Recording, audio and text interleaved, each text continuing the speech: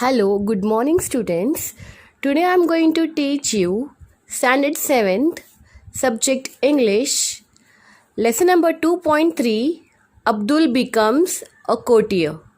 Now, students, before starting my lesson, I would like to give you a short introduction about the author of this story.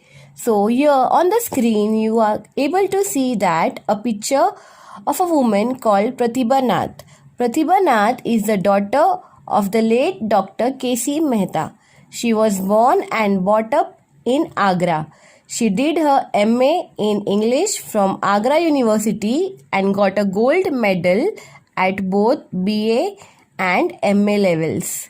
She has several years of experience in teaching English and history to middle and senior classes in schools. Some of her books published by S. Chand are Living with Values 1st to 8th, Spell It 1st to 5th, and A Treasure of Tales 1st to 6th. Now, students, tell me who is a courtier? Okay, let me tell you. A courtier is a person who is next to as important as a king. He is called an courtier. Now, in this lesson, students, we will talk about why it is necessary in life to work hard and to pursue your goals without stopping and without thinking of anything else. So, here in this story, you will see how a small boy called Abdul, he with this very hard work and very dedication, he had become a courtier. Now, students, as we all know that in ancient times, we had rulers, that is king, who ruled all over the country. But in today's time, anyone can stand up for the election and will be elected by the public. And they can become a politician or a leader of a city or a country. But in ancient times, it was not possible. Only if you are born as the son of king, then only you could become a next king. So no one could anytime dream of becoming a king until the person is born to a royal family. But everybody can dream of becoming a next important person as a courtier. So let's start this story. Father, who is a schoolmaster, is getting ready to go to school. Now, from this line, we are able to understand that Abdul's father is a schoolmaster and he is getting ready to go to his work, that is to school. Now, let us see the conversation between them. Abdul, father, to knowledge and erudition. Erudition means learning or scholarly work. I aspire to study hard and deep. Books I require. Will you lend me a little gold? Books I will buy and study to rise high in the world. So what Abdul is saying to his father? He is saying that to knowledge and erudition, I want to learn more and more and I want to study hard and deep. For that I want books to study. So can you give me a little gold? Students, we know now that in ancient times there was no money. People used to exchange goods to fulfill their needs. So here in the form of money he is saying that give me a gold so that I can buy the books to rise high in the world. So his father is saying only the first half of the month has passed, but alas, the money doesn't last. Great books and manuscripts are so expensive. They are treasures rare and exclusive. But from my school, I will try to borrow books that will take you to a brighter tomorrow. So what his father is saying? He is saying that only the first half of the month has passed and money doesn't last. It means he is saying that he is not having money because the first half of the month has already passed. He's saying that all the books which you need is very expensive and they are treasures and very exclusive, so that we are not able to buy the books from the shops because we are not having that much money. But he's saying that I will try to bring some books from my school which will bring to you a brighter tomorrow. So he's saying that I don't have money to give you, that is gold to give you, but I will try to bring some books from my school that will help you in your learning work. So what Abdul is saying, that will be great. How eagerly I wait. Now what he's saying that it will be very good if you bring books from your school. It will also be fine. I just want books to read, to knowledge. So he's saying that I will be waiting very eagerly. So in the bracket, what it is given that in the evening when father returns. Now down conversation is after the evening when his father returns home. Abdul, how many books could you get? Oh, now my life will be all set. Now what he's saying, he's asking to his father that, Father, how many books you brought? Now my life is very set because you have told that you will bring some books for me. And if you have brought the books, now my life is all set. I will read and take knowledge from that books. Now, after hearing Abdul's questions, father is saying, I'm so sorry, son. Couldn't lay my hands on even one. So what his father is saying, I'm so sorry that I could not bring any books for you from my school. Now, chorus.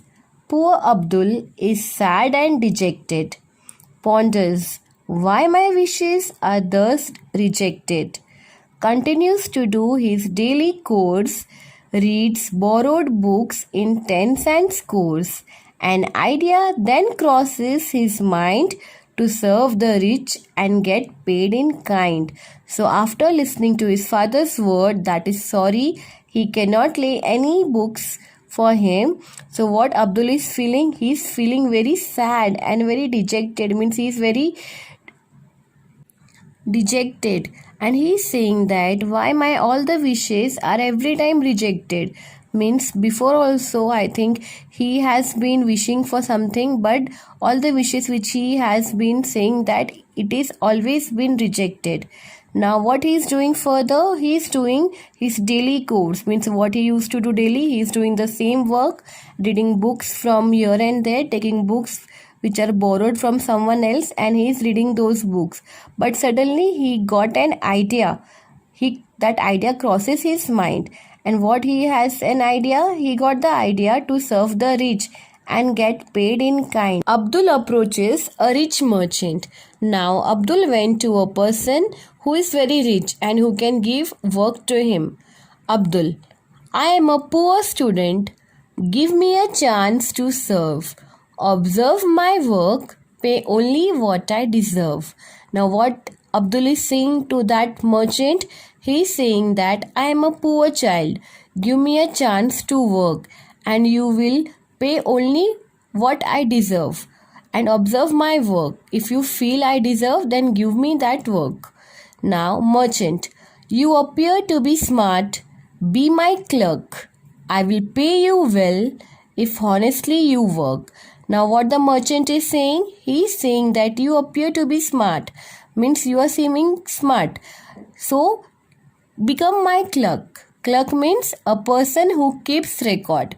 So, I will pay you well if honestly you work. He is saying that I will pay you good. But if you only honestly work for me, then only I will pay you well. So, become my clerk. Some days pass, the merchant calls Abdul.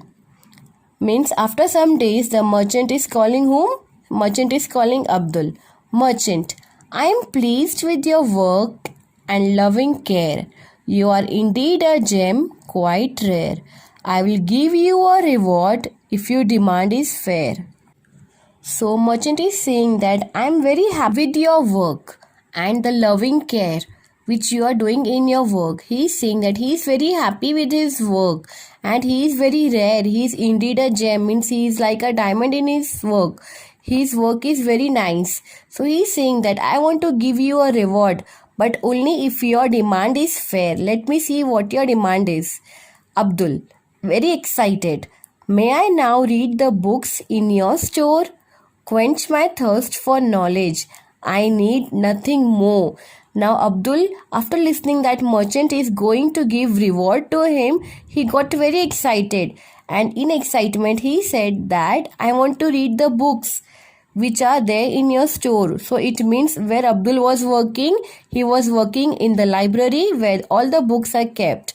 So he's saying that I just want to read the books which are there in your stores. Quench means satisfy. After reading the books, my thirst will be satisfied for the knowledge.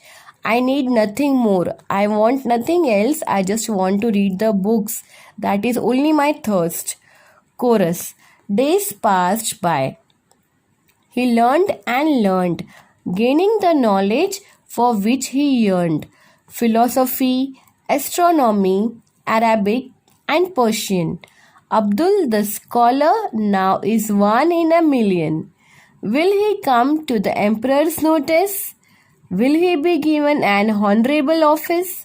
Now, here, after so many days passed, he every time was learning and reading the books like philosophy, astronomy, Arabic, and Persian. Now, Abdul became a great scholar, means now he was one in a million.